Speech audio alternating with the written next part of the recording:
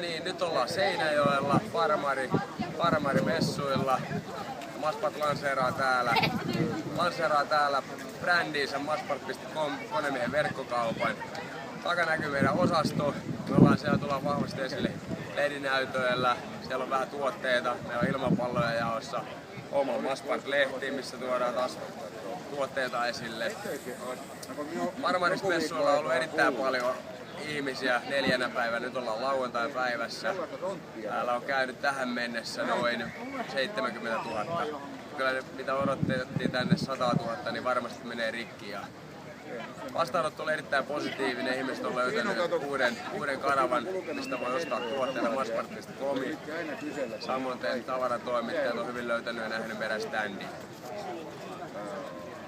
Ei mitään, Maspart kiittää ja jatkaa kontakteja taas seuraavilla messuilla.